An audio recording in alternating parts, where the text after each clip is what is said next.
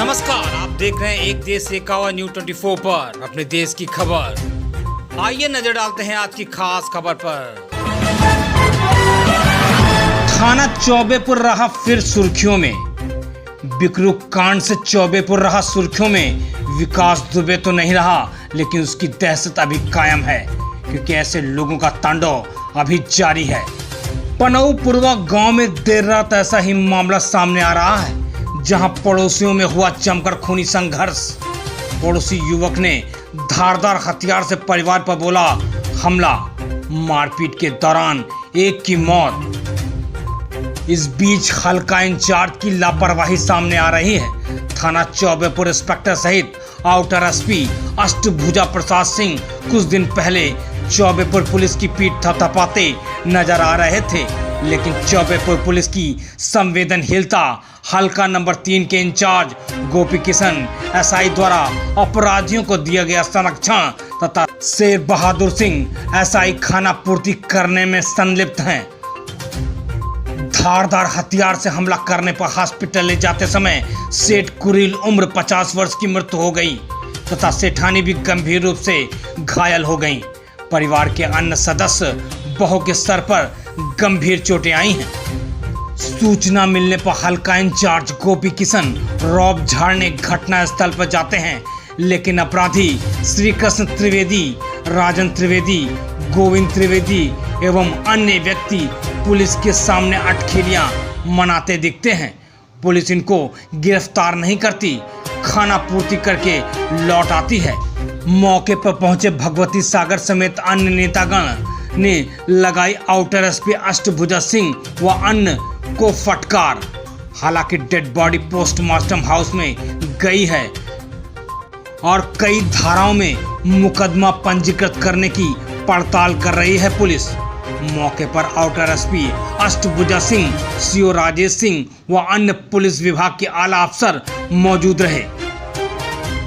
आपको बता दें कि चौबेपुर वैसे भी सुर्खियों में रहता है। अपराधियों के हौसले बुलंद हैं। देखना यह होगा कि हल्का इंचार्ज गोपी किशन शेर बहादुर सिंह के ऊपर कौन सी कार्रवाई होती है। अपराधियों को संरक्षण देने के मुख्य भूमिका निभाने वाले दोनों एसआई के साथ पुलिस महकमे के वरिष्ठ आईपीएस अधिकारी कितने सख्त नजर आते हैं। आरोपी अपराधी पुलिस गिरफ्त से बाहर है। पत्रकार वार्ता में एसपी ने कहा कि दोनों एसआई को लाइन हाजिर कर दिया गया है। प्रार्थना पत्र मिलने पर आवश्यक कार्रवाई कर मुकदमा पंजीकृत किया जाएगा। बिकरू कांड में सुर्खियां बटोरने वाला थाना चौबेपुर आज भी नहीं बदला हुआ है। अपराधियों को संरक्षण देने में महारत हासिल है। अब देखना यह होगा कि चौबेपुर पुलिस क्यों अपराधियों को और पुलिस वालों को बचा रही है। कानपुर से विजय कुमार निषाद की रिपोर्ट, एक देश एक आवाज़ न्यूज़ 24 पर। क्या नाम है आपका? अमित। क्या घटना घटित हुई है आपके साथ में? कल घटना घटी है। ये दरोगा हमारा 3 महीने से चल रहा है SC/ST का मुकदमा पहले से। इसमें सीओ साहब और एसओ और दोनों दरोगा मतलब इंक्वायरी नहीं कर रहे, ना हमसे दबाव डाल रहे कि समझौता कर लो। कल की घटना हुई है। इसके बाद इन्होंने वहीं पे दरोगा रोशन शेर बहादुर, गोपी किशन अग्रवाल वहीं उनके यहाँ मीट मुर्गा खा रहे, दारू पी रहे थे। किनके यहाँ मीट मुर्गा? उनके जिनसे झगड़ा हुआ, जिनसे विवाद हुआ। हाँ, जिनसे विवाद। नाम क्या है उनके? उनके राजन, शोभित और श्री किशन, गोविंद त्रिवेदी, सुधीर त्रिवेदी और लाला दीक्षित प्रधान, लाला दीक्षित पूर्व प्रधान और मनीष दीक्षित प्रधान वर्तमान इस समय। इन लोग वो लोग पहले से ही पुलिसकर्मी मौजूद? हाँ, पुलिस पहले से मौजूद थे उनके घर में। जब इन लोगों ने हमला बुलवा दिया तब चोटें आए घर में, तो उन्हें हमारे पास फ़ोन गया कि हमारे घर में हमला बोल दिया है। तो हम लोग 112 नंबर डायल किया। हमला कैसे हुआ? अरे हथियार से ना, बहुत कुल्हाड़ी बुलाड़ी सब। हाँ, करीब 4-5 लोग। मेरी मम्मी घायल है, मेरे पिताजी तो एक्सपायर हो गए और मेरी छोटी भौजाई। आपके पिताजी की मौत मौके पर हुई? मौके पर हो गई। मौके पर हो गए, लेकिन लेके आए थे। हाँ, CSC ले गए, जबरदस्ती ले, जबरदस्ती। आपने इस मामले को लेकर के क्या पुलिस में कोई एप्लीकेशन कुछ ऐसा कुछ किया? हाँ, एप्लीकेशन भी दिया है हमने। हाँ, अभी बयान नहीं हुई। हाँ, अभी ना उनकी पकड़ हुई है ना कुछ भी हुआ। अभी पुलिस के द्वारा किसी की गिरफ्तारी कुछ ऐसा अभी कुछ नहीं हुआ ऐसा कुछ। पास क्या जानकारी है, आप हमारे साथ साझा करेंगे? हाँ, जिस तरह से पहले तो मैं अपना परिचय दूँ, मैं रामपाल कोरी बहुजन मुक्ति पार्टी जिला अध्यक्ष कानपुर नगर हूँ।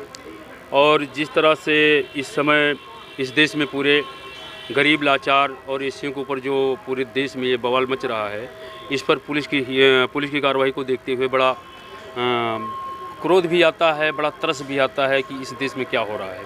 अभी मैंने जानकारी करी, जैसे अभी ये बेटा है इनका, जब इनसे मेरी बात हुई है तो रोंगटे खड़े हो जाते हैं। जिस तरह से घर में घुस करके बाप को मारा गया, एक बेटे के सामने घर का सामान तोड़ फोड़ किया गया।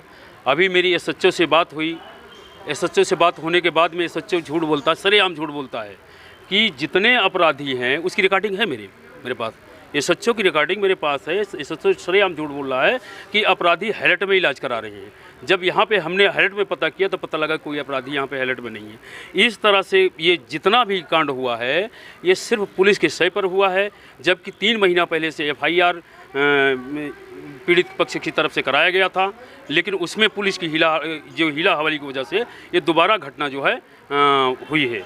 और चौबेपुर थाने का वैसे भी रिकॉर्ड रहा है कि अपराधियों को संरक्षण देने का, आज वही फिर दोबारा चौबेपुर थाने ने अपराधियों को संरक्षण देने का काम किया है। लेकिन अब इसको बर्दाश्त नहीं किया जाएगा।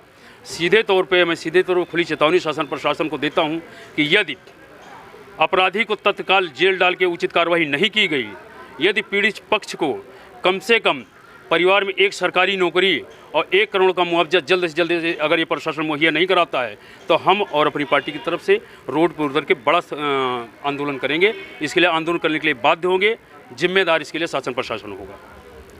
हम जो परिवार वाले एफआईआर की तारीख दे रहे हैं उसको मुकदमा पंजीकृत कर रहे हैं। अब उस जो पंजीकरण के बाद नियमानुसार कठोर वैधानिक कार्रवाई अमल में लाएगी।